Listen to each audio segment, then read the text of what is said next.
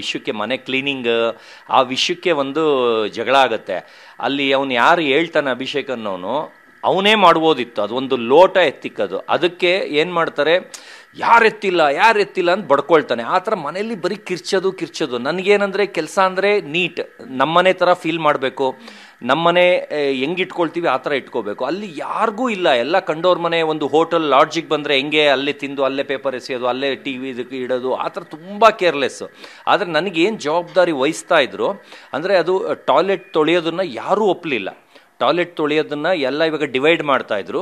ನನಗೆ ಗೊತ್ತು ಅದನ್ನು ಯಾರೂ ಒಪ್ಪಲ್ಲ ಅಂತ. ನಾನು ಡೇ ಒನ್ನೇ ಟಾಯ್ಲೆಟ್ ತೊಳಿತೀನಿ ಅಂತ, ಯಾಕಂದ್ರೆ ನನಗೆ ಅವಮಾನ ಏನಿಲ್ಲ, ನಾನು ಮನಸ್ಸಿಂದ ಮಾಡ್ತೀನಿ. ನನಗೇನು ಅದರಿಂದ ಚೀಪ್ ಅಂದ್ಕೊಳ್ತಾರೆ, ಜನ ಚೀಪಾಗಿ ಮಾತಾಡ್ತಾರೆ, ಅವೆಲ್ಲ ಏನೂ ಇಲ್ಲ. ಅದನ್ನು ಎಷ್ಟು ನೀಟಾಗಿ ಒಂದು ವಾರ ಇಟ್ಕೊಂಡಿದ್ದೆ ಅಂದರೆ, ಒಂದು ವಾರ ಆದಮೇಲೆ ಬೇರೆಯವ್ರಿಗೆ ಇದು ಮಾಡಿದ್ರು, ಒಂದು ದಿವಸನೂ ಗಮ್ ಅನ್ನಲಿಲ್ಲ. ಅಂದರೆ ಅಷ್ಟು ನೀಟಾಗಿ ತೊಳಿತಾ ಇದ್ದೆ, ಅಷ್ಟು ನೀಟಾಗಿ ಇದು ಮಾಡಿ ಎಲ್ಲರಿಂದನೂ ಚಪ್ಪಾಳೆನೂ ತೊಗೊಂಡೆ. ಅದು ಹಾಕಿದಾರೋ ಇಲ್ವೋ ಇನ್ನೂ ನಾನು ನೋಡಿಲ್ಲ. ಎಲ್ಲರೂ ಇದು ಮಾಡಿದ್ರು. ಅದು ಜಗಳ ಆಗಿದ್ದ ದಿವಸ ಎಲ್ಲರೂ ನನಗೆ ಕಣ್ಣಲ್ಲೇ ನೀರು ಬಂದ್ಬಿಡ್ತು. ಇದು ಯಾಕೆ ಅವ್ರವ್ರಿಗೆ ವಹಿಸಿದ್ದು ಅದನ್ನು ಮನಸ್ಸಿಂದ ಮಾಡಿ, ಅವಾಗ ಮನೆ ನೀಟಾಗಿರುತ್ತೆ. ಈಗ ನೀನು ಮಾಡು ನಾನು ಮಾಡು ಅಂದರೆ ಆ ಟಾಯ್ಲೆಟ್ ಬಿಟ್ಟು ಮಿಕ್ಕಿದ್ದೆಲ್ಲ ತುಂಬ ಗಲೀಜಾಗಿತ್ತು. ಆಮೇಲೆ ಅಡುಗೆ ಮನೆಯೂ ಹೆಂಗೆ ಅಂದರೆ ಸ್ಟವ್ ಜಿಡ್ಡಾಗಿ ಇದೆಲ್ಲ ಕಾಟಾಚಾರಕ್ಕೆ ಸುಮ್ಮನೆ ಕಸ ಎತ್ಬಿಡೋದಷ್ಟೇ. ಆ ಆಯಿಲ್ ಒರೆಸೋದಾಗಲಿ ಅವೆಲ್ಲ ಏನು ಮಾಡ್ತಿರಲಿಲ್ಲ. ನೆಕ್ಸ್ಟ್ ನನಗೆ ಕಿಚನ್ಗೆ ಹಾಕಿದ್ರು.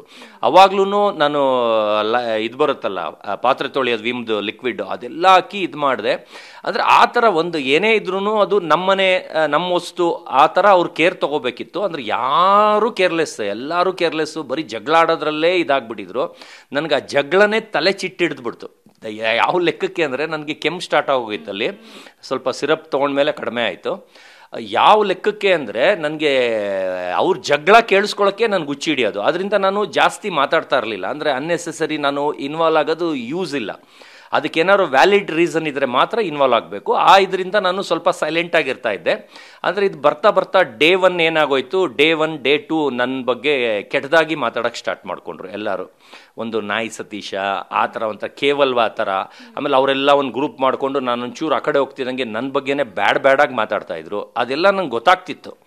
ನನಗೆ ಅದಕ್ಕೆ ಒಂದು ಚೂರು ಮೂಡ್ ಆಫ್ ಆಯಿತು. ಅದರಲ್ಲಿ ಧನು ಅಭಿಷೇಕ್ ಅಂತೂ ಡೇ ಒನ್ನೇ ಒಂದು ಹಾಸಿಗೆ ವಿಷಯಕ್ಕೆ, ಅಂದರೆ ಅಲ್ಲೇನು ಖರ್ಚಿಪ್ ಹಾಕ್ಕೊಂಡು ಅವೆಲ್ಲ ಏನೂ ಇಲ್ಲ, ನಾವು ಬಂದು ಆಲ್ರೆಡಿ ಇಟ್ಕೊಂಡು ಮಲ್ಕೊಂಡಿದ್ರೆ ಇದು ನನ್ನ ಜಾಗ ಹೇಳು ಅಂತ ಏಕವಚನದಲ್ಲಿ ಮಾತಾಡಿಸ್ದ.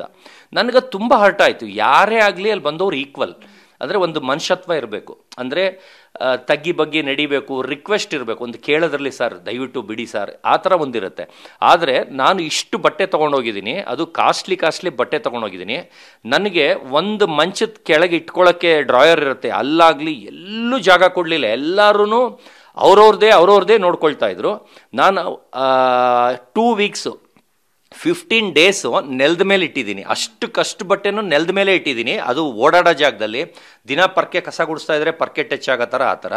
ನಾನು ಒಂದು ಜಗಳ ಆಗಲಿಲ್ಲ, ಬಂದಿದ್ದ ಕಡೆಗೆ ಅನುಸರಿಸ್ಕೊಂಡು ಹೋಗಬೇಕು. ಅಂದರೆ ಎಲ್ಲ ಇಟ್ಕೊಂಡ್ಬಿಟ್ಟಿದ್ದಾರೆ, ಏನು ಮಾಡೋಕ್ಕಾಗುತ್ತೆ ಆ ಥರ ಅನುಸರಿಸ್ಕೊಂಡು. ಆದರೆ ನಾನು 2 ವೀಕ್ಸ್ ಆದಮೇಲೆ ಅದು ಡ್ರಾಯರ್ ಖಾಲಿ ಆಯಿತು.